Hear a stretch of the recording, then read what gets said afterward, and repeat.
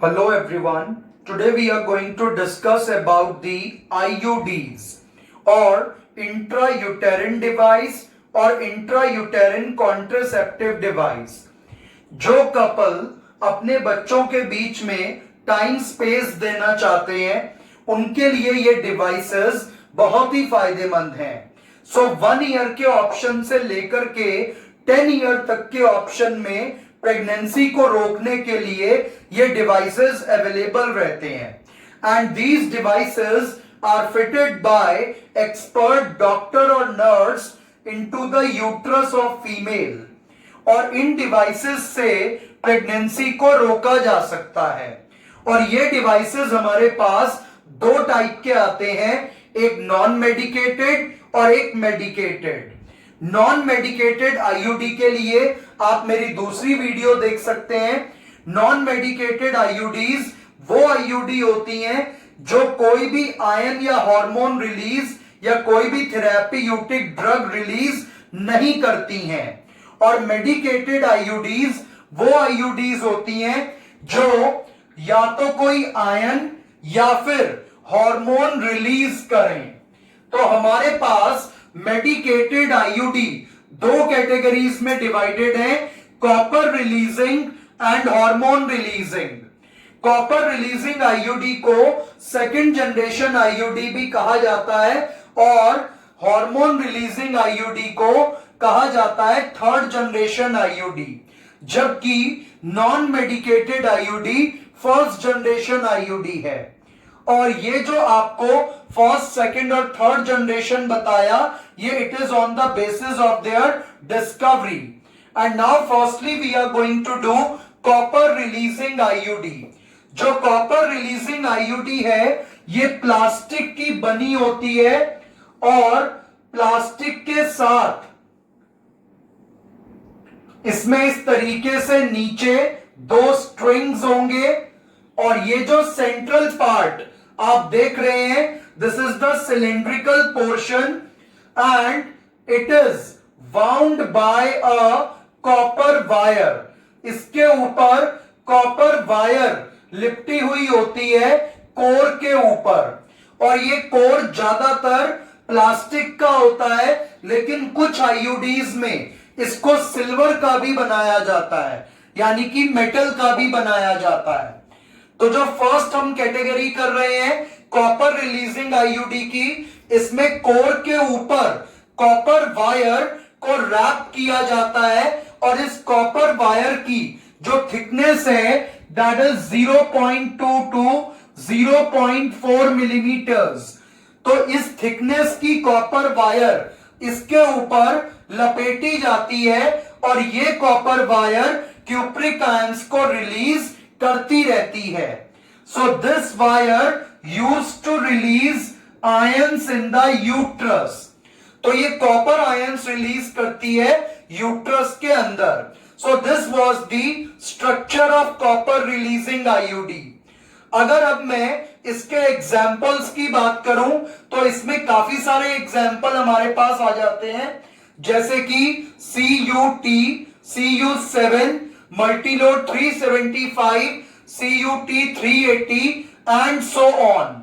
और ये जो आप देख रहे हैं 380, 375, ये बेसिकली जो वायर है उसका सरफेस एरिया होता है। तो जैसे कि इसमें वायर का सरफेस एरिया 380 मिलीमीटर्स का है और अगर हम इसके मोड ऑफ एक्शन की बात करें तो ये स्पर्म्स की मोटिलिटी को रिड्यूस कर देते हैं कॉपर आयन, यानी कि स्पर्म को मूवमेंट करने में बहुत दिक्कत होगी यूट्रस के अंदर। तो ये स्पर्म्स को किल करेंगे, यानी कि फेगोसाइटोसिस, और साथ साथ स्पर्म की मूवमेंट को रोक देंगे। तो दो तरीके से ये काम करते हैं कॉपर रिलीजिंग आईयूडी। पहला, ये स्पर्म्स को मार देगा और दूसरा, ये स्पर्म की मूवमेंट को रोक देगा, जिस कारण स्पर्म एग तक नहीं पहुंच पाएगा। तो जैसे ये हमारे पास यूट्रस आ गया, तो इस यूट्रस में ये क्या करेगा, ये कॉपर रिलीजिंग आईयूडी इस तरीके से फिट कर दी जाएगी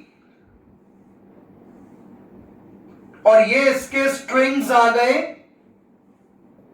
तो ये कॉपर रिलीजिंग आईयूडी को इस तरीके से यूट्रस में फिट कर दिया जाता है और ये यहां पर आयंस रिलीज करता है और आयंस से यहां पे जो स्पर्म्स आएंगे उन्हें मार दिया जाएगा या उनकी मूवमेंट को रोक दिया जाएगा। तो इस तरीके से काम करती है कॉपर रिलीजिंग आईयूडी। और आईयूडी में नीचे जो ये स्ट्रिंग्स लगे होते हैं, ये स्ट्रिंग्स इसलिए लगाए जाते हैं ताकि इस आईयूडी को आराम से निकाला जा सके और साथ साथ इस आईयूडी की पोजीशन को टाइम टू टाइम चेक किया जा सके। कोई भी फीमेल वो नॉर्मल पोजीशन में बैठकर और अपनी वेजाइना में फिंगर डाल के इन स्ट्रिंग्स को, इन धागों को फील कर सकती है। अगर ये धागे वेजाइना में नॉर्मली फील हो रहे हैं कि ये वेजाइना में मौजूद हैं, तो इसका मतलब ये आईयूडी अपनी नॉर्मल पोजीशन पे लोकेटेड है। और इन केस वेजाइना में ये स्ट्रिंग्स नहीं मिल रहे हैं तो इसका मतलब ये आईयूडी डिसलोकेट हो चुकी है और ऐसी कंडीशन में female should contact the doctor immediately. तो हमारे पास first category copper releasing IUD की है, इसको सेकंड जनरेशन आईयूडी कहते हैं। और ये प्लास्टिक या किसी मेटल के जस्ट लाइक सिल्वर के कोर के ऊपर कॉपर आयन वाली कॉपर वायर लिपटी हुई होती है। तो ये इसका स्ट्रक्चर है। लास्ट में दो स्ट्रिंग्स होते हैं जो कि इसकी करेक्ट पोजीशन को और इसको रिमूव करने में हेल्प करते हैं। और इसका मोड ऑफ एक्शन क्या है कि ये स्पर्म्स को किल करेंगे और जो मोटिलिटी है उसको सप्रेस करेगी। So this is about the copper releasing IUD. The next category is hormone releasing IUD. जो हार्मोन रिलीजिंग आईयूडी है इसमें इस तरीके के सिलेंडर्स होते हैं एंड दिस कोर और cylinder is filled with hormone. यहां अंदर हार्मोन फिल्ड होता है और ये हार्मोन बहुत स्लो रेट से रिलीज किया जाता है इन द यूट्रस। तो जो हमारे पास नेक्स्ट कैटेगरी है that is of hormone releasing IUD. It is third generation IUD और इसके अगर स्ट्रक्चर की बात करूं तो ये प्लास्टिक का और साथ में सिलिकॉन ऑयल और बेरियम सल्फेट से इसके कोर या सिलेंडर को बनाया जाता है। तो plastic, silicon oil, hormone and barium sulphate, ये चार चीजों से इस आईयूडी को मैन्युफैक्चर किया जाएगा। अगर इसके एग्जाम्पल की बात करूं तो इसके दो एग्जाम्पल हमारी एनसीईआरटी में कोटेड है। One is Progestasert and other is LNG-20। ये जो प्रोजेस्टासर्ट है it is applicable for 1 year only. ये सिर्फ 1 साल तक काम कर सकता है और जबकि जो LNG-20 है ये 5 इयर्स तक के ऑप्शन में अवेलेबल रहता है। और जो प्रोजेस्टासर्ट है इसके अंदर जो हार्मोन है वो स्लोली रिलीज होता रहता है और ये नेचुरल हार्मोन कंटेनिंग आईयूडी है। जबकि जो LNG-20 है इसको लीवो नॉरगेस्टेरल भी कहा जाता है। तो लीवो नॉरगेस्टेरल ये इसकी फुल फॉर्म है LNG-20 की और ये per day 20 mcg per day 20 mcg hormone ये रिलीज करता है which is a very very slow और लेस क्वांटिटी।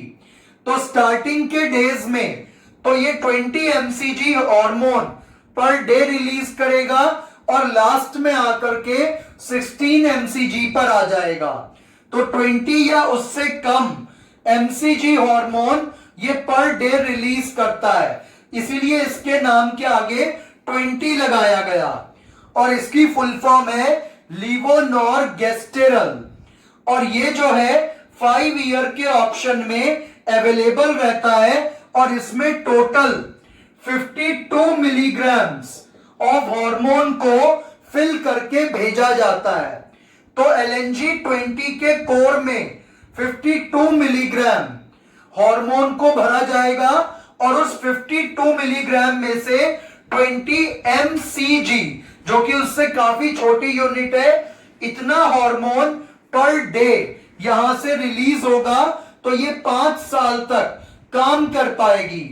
और इसमें से रिलीज होने वाला हार्मोन क्या करता है, वो यूट्रस में जो सर्विक्स है, जैसे कि हमारे पास यहां पर ये सर्विक्स आ गया, तो सर्विक्स के ऊपर के म्यूकस को इतना ज्यादा डेंस कर देता है कि स्पर्म अंदर जा ही नहीं पाते। तो ये cervix hostile to the sperm का मतलब ये होता है कि ये सर्विक्स के ऊपर के म्यूकस को इतना गाढ़ा कर देगा कि स्पर्म यहां से आगे ट्रेवल ही नहीं कर पाएंगे। और ये यूट्रस की एंडोमेट्रियम में भी चेंजेस कर देगा, जिस कारण से इंप्लांटेशन या प्रेगनेंसी नहीं हो पाएगी।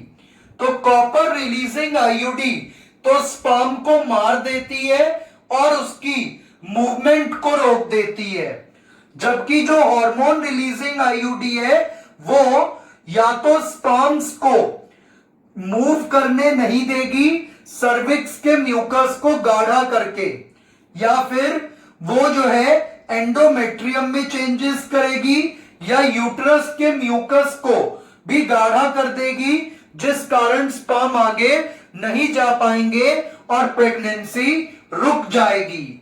और इनके एग्जाम्पल्स और साथ साथ मोड ऑफ एक्शन पे क्वेश्चन नीट एग्जाम और बोर्ड एग्जाम में काफी पूछे जाते हैं इन 2 to 3 मार्क्स रेंज। होप आपको ये क्लियर हो गया होगा। Thank you.